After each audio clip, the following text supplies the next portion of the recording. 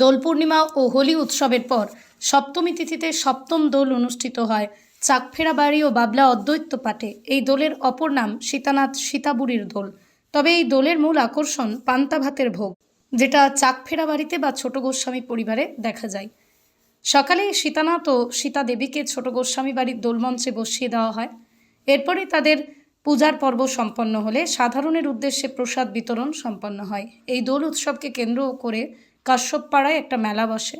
ভক্তরা 7 দিন সীতানাথের উদ্দেশ্যে আবির নিক্ষেপ করেন। ঠিক সন্ধ্যার পরেই পান্তাভাগের ভোগ নিবেদনের রীতি বিদ্যমান রয়েছে। 35 রকমের পদের মধ্যে থাকে কচুর শাক, মোচা, খিচুড়ি, ভাজা, পনির, ইঁচড়, পুষ্পান্ন, পরমান্ন, মিষ্টান্ন, নানাবিধ পদ। বারোয়ারিতে গোপাল পুজো, নানাবিধ ধর্মীয় অনুষ্ঠানের আয়োজন করে। তবে বাবলার দোকান থেকে কাশ্যপপাড়ার চাকফেরা বা ছোট গোস্বামীর দোল বহু প্রাচীন, এমনটাই অনেকের মত।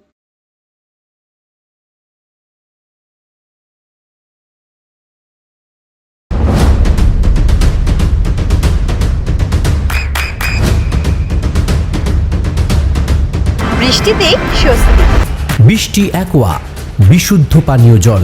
সপ্তম দোলের বিশেষত্ব মানে কি এই চাকফেরা বাড়ি হয়, বাবলাতে হয়, সব জায়গায় এরকমই হয়। সপ্তমী তিথিতে যেই জন্য ওনার জন্মদিন সপ্তমী তিথিতেই পালন করা হয়, কোনো ডেট অফ বার্থ নেই। না আমি বলছি যে সপ্তম দোলটা সপ্তম তিথি ধরেই এই যে পান্তা ভাতের ভোগটা এটা কি শুধুমাত্র চাকফেরা বাড়ি নাকি সব জায়গায়? কোথাও হয় শুনিনি, আর কোথাও শুনিনি, কোথাও হয়ও না।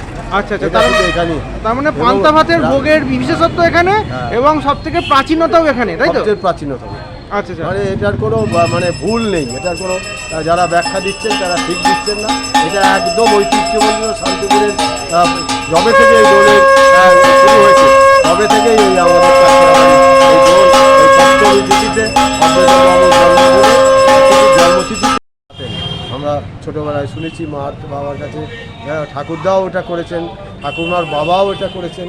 এবং এখানে যারা পান্তা ভাতের বিশেষত্ব কি আছে? পান্তা ভাতের সঙ্গে আর কি থাকে? পান্তা ভাতের মধ্যে আপনার তোমার লেবু থাকবে, কিছু কিছু করে লেবু থাকবে, লেবুর কচি পাতা থাকবে, হ্যাঁ, এবং ওর সঙ্গে কাঁচা লঙ্কা দেওয়া থাকবে এবং এটা দিয়ে জল দিয়ে ভিজিয়ে বাগার তলায় রেখে দেওয়া হয়।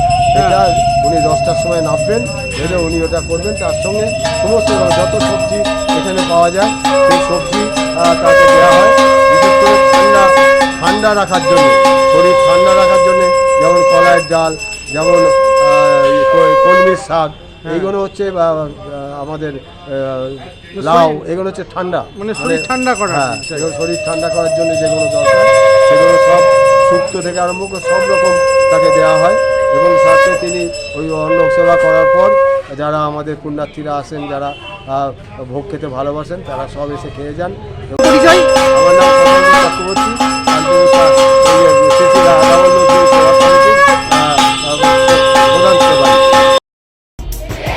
আপনার সন্তানের উজ্জ্বল ভবিষ্যতের সঠিক দিশা জেআরএস পাবলিক স্কুল।